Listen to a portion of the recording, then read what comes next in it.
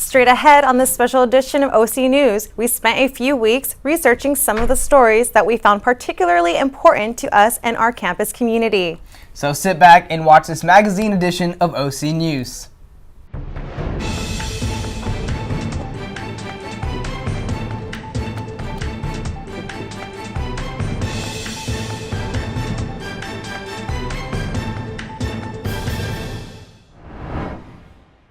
Welcome to this special edition of OC News. I'm Krish Parikh. And I'm Erica Guerra. College students and credit cards. It's a match that can spell trouble. We'll give you some tips. Downtown Santa Ana is changing. It's becoming the trendy place to hang out, and not everyone is happy about it. Cal State Fullerton's soccer coach is teaching his team about life on and off the soccer field. And a manager for the CSUF men's basketball team is getting his 2 minutes of fame on the court. We'll explain. But first, the number of young people suffering from depression continues to climb. It's an alarming statistic.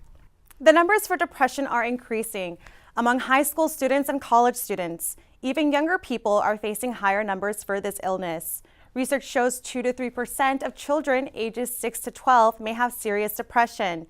Individuals between 18 to 25 are the most prevalent to have a major depressive episode. I took a look of how depression can affect people's everyday life. The craziest things come through your head. You could be washing dishes and just look at the glass that's in your hands and contemplate on breaking it and slitting your own wrists. I know that's gone through my head plenty of times. Jesse Alvaro is one of the 16.2 million adults in the United States with a major depressive episode in a given year. Clinically speaking, I was diagnosed with depression in my mid-20s. I believe I was 25 when I was diagnosed with depression. I feel like in general though, I've dealt with it my whole life. I was diagnosed with anxiety, bereavement, caregiver distress, major depressive disorder, recurrent episodes. It was bad to where I couldn't go to work. Reports say the numbers continue to rise. Having parents or other relatives with depression may be a risk. Other possible reasons are an imbalance in the neurotransmitters in the brain, a poor diet consisting in a lack of proper vitamins, and high sugar. Drugs and alcohol are known to be connected to depression. Many prescribed medications that people need, such as Xanax and Valium, list depression as a side effect. Stressful life events such as grief and loss are possible causes for depression. Susan Kennedy suffers from long-time depression. I just think that you have to have a purpose. I don't care if you're retired. You can be 80 and still go out there and help somebody else or be involved, volunteer. You gotta get dressed and get up, period. Dr. Professor Bryce is a counselor and trained therapist at Cal State Fullerton University and elaborates on how to get help. People with depression shouldn't blame themselves. They should know that it's not their fault that they're feeling this way. And they should try to reach out to others for as much support as they can get, and not be ashamed to also seek help from a mental health therapist. Therapists are very much equipped to help individuals manage and find new ways to cope with the depressive symptoms. You have to push yourself. If you're gonna beat depression, you have to commit. You decide, you commit, and you will succeed. To seek help, you can contact your local doctor to connect to a psychiatrist or physician. For help on campus, contact Mental Health Services at 714-278-3040. Therapy helps and is nothing to be ashamed of. Having a credit card as a college student may benefit you in many different ways, but for those of you who don't know how to use a credit card properly, a credit card may be risky and feel like a huge responsibility. It may be just a simple swipe, but it's easy for students to fall into a swamp of debt. Money, money, money. For many college students, money is something that cannot be ignored. Especially when money exists in a card form, it's easy for college students to lose track of how much money they're spending.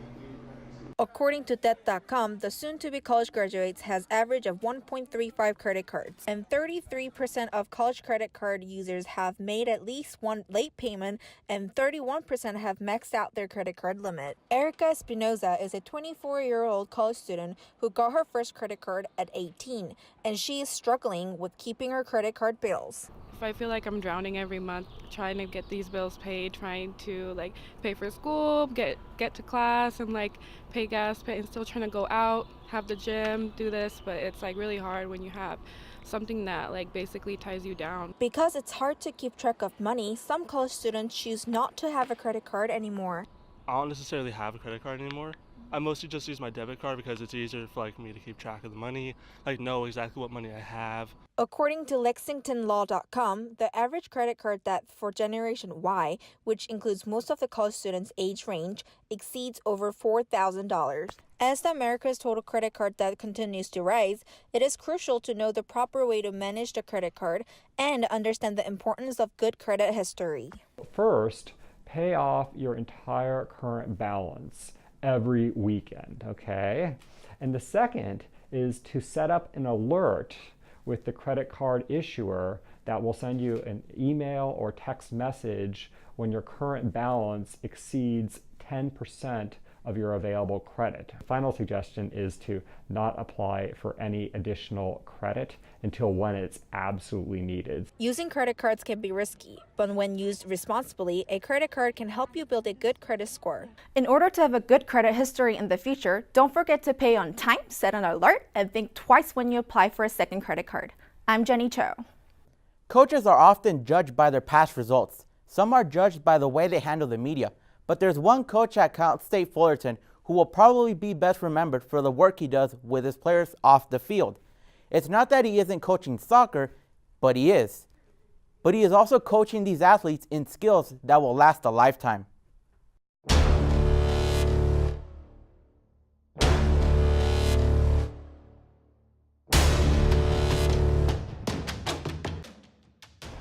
"30 years in the business and 4 Big West championships with UC Irvine earned George Kuntz an offer at Cal State Fullerton in 2013.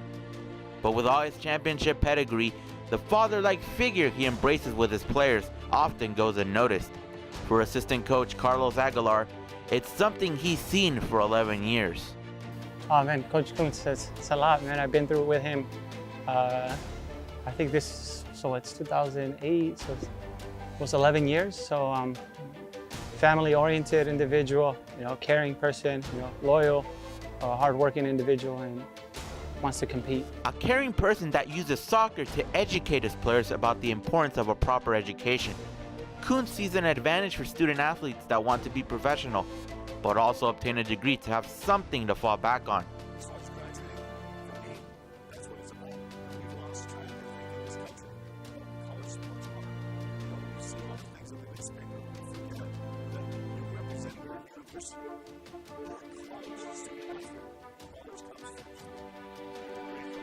College came first for Kuntz after constant knee surgeries prevented him from continuing his dream of playing pro.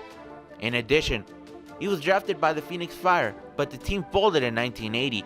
He found a new passion for coaching after he was invited to a club team his father was part of. Coaching sparked his passion to help students achieve their dreams.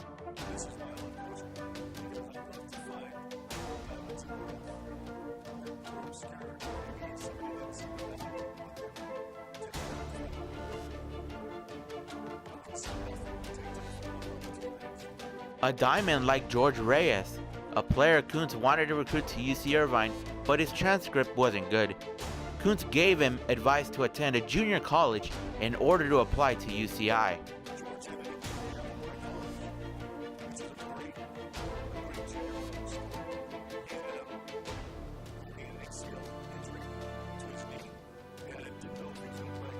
I went out there, I played for a semester over there, and I wasn't too successful academically. So I came back and he was now recruiting my brother, and he was kind of on me, telling me to stay on my grades and making sure that I was still playing because he still wanted me at Irvine.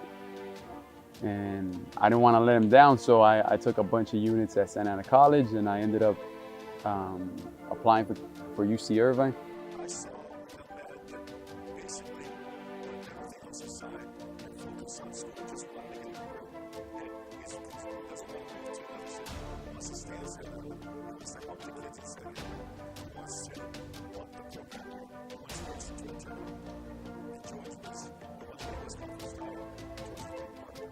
Now an assistant coach, Reyes passes down the advice Kuntz gave him to new soccer athletes who dream of playing professional. He wants to make sure that kids know that he's here because he loves them, basically, and that he's well invested in their future. He knows what it takes to win at this division, but more importantly, he knows what it takes to be successful academically and be successful after school. He also knows how to be successful on the field, having won 3 Big West championships in 5 years with the Titans, and has coached 16 players who have played or been drafted by Major League Soccer. But is an NCAA title in the horizon for Fullerton? Everywhere he's gone, he's won. So I mean, that's the main reason we came over here, to win a national championship. I think if that wasn't the case, then we wouldn't be here.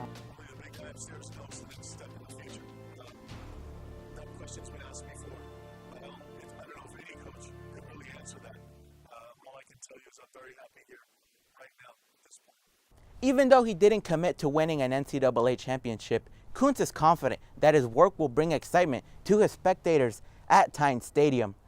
Rather than winning championships, he wants to cherish the moments watching his recruits walk to obtain their diploma. From Titans Stadium, I'm Eduardo Hernandez, OC News.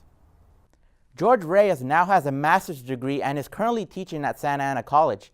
Coach Kuntz can talk hours about stories like this and looks forward to make an impact on his athletes' lives on and beyond the field. Downtown Santa Ana, or better known as 4th Street, was known for their quinceañera stores, churros, and Hispanic population. But all that is changing. Let's take a look.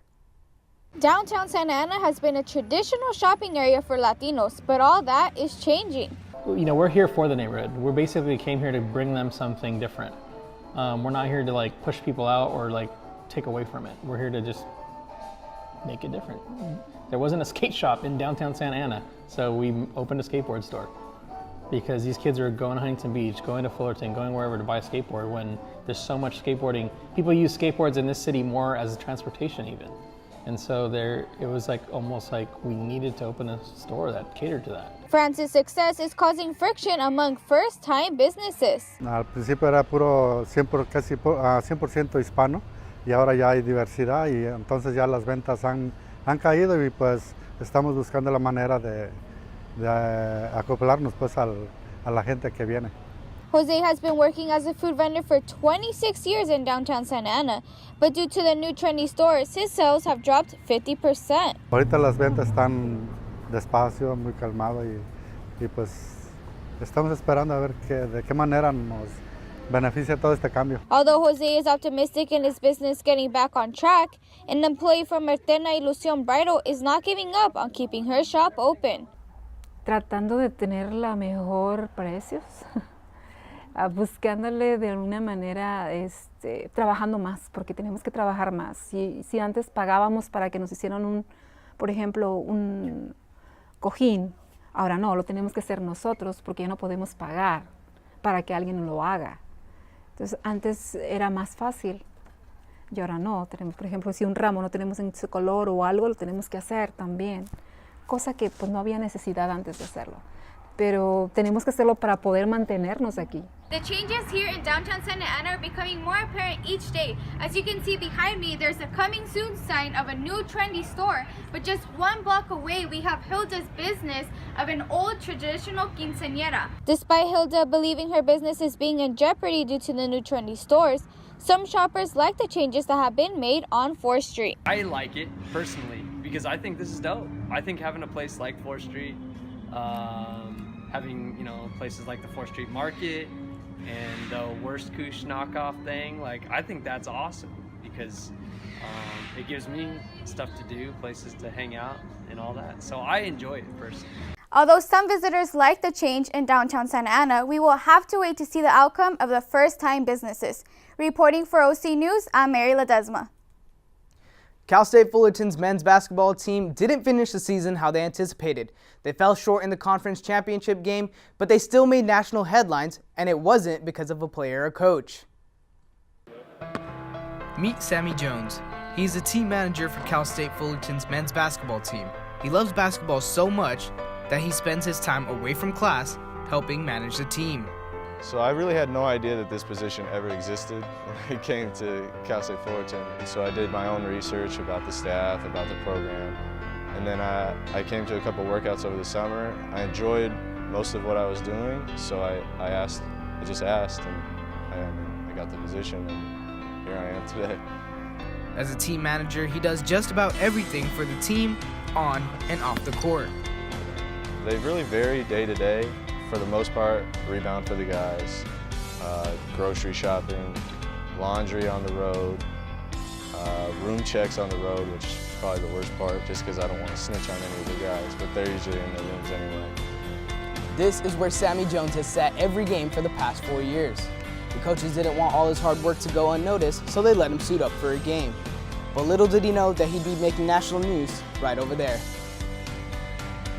Coach Smith brought the idea up to Coach Taylor. They both approved it, and then it was just that whole process of getting cleared by the NCAA. I had to fill out a ton of paperwork. I had to get a physical, and then the coaches took the rest of it. He is suiting up tonight. He got clearance from the NCAA to do so. And he will suit up for senior night next week against Hawaii. Just a great moment, and he will dribble off some time here. Sammy Jones gets some spotlight here. And he got the basket and the foul! You talk about putting a phenomenal exclamation point on this victory for the Titans. He did it right there. When I got in, there was only, I think, like 30 seconds left, and we were up by 9. So the game was pretty much over. So I thought for sure I was just going to hold it, get a turnover, which I was okay with because I'd still be in the stat sheet. So I'm pretty sure I made the only move that I have in my repertoire. And I got to the rim, I went in, and I got fouled. And after that, I can't tell you what happened. I know Khalil picked me up, but I mean, I kind of just went blank. I didn't know how to put it into words, how I was feeling at that moment, but I think it was just a really good moment for him. And I don't know, like I said, I just think he deserves it for everything he's given to this program as a manager. That video of Sammy making that shot had swept through America. Networks such as ESPN, House of Highlights, and shows like College Game Day on ESPN were giving shout-outs to Sammy Jones, the team manager who made the basket. I woke up and my phone was just blowing up. People were texting me saying, you made it on ESPN. I got all these Twitter notifications. So to see ESPN pick it up was just incredible. I mean, I know every kid grows up wanted to be on ESPN, and there I was. Sammy Jones is now looking forward to graduating with a bachelor's degree in communications with an emphasis on print journalism. His memorable shot will always be enshrined in Cal State Fullerton's men's basketball history. Now, being on ESPN, that is a dream of mine, so I can only imagine how he was feeling throughout this whole process. What did you think about the story? No, I thought it was a really inspiring story. I don't really hear too many people going through that story and getting to where he is at today. What more can you tell me about that? Honestly, it was one of my favorite stories working on this entire semester. And I'm also excited that we're going to be graduating soon, a couple weeks. Yeah, that's going to do it for OC News. Thanks for joining us. We had a blast this semester. OC News will be off for the summer, but a new crew will be back here in fall.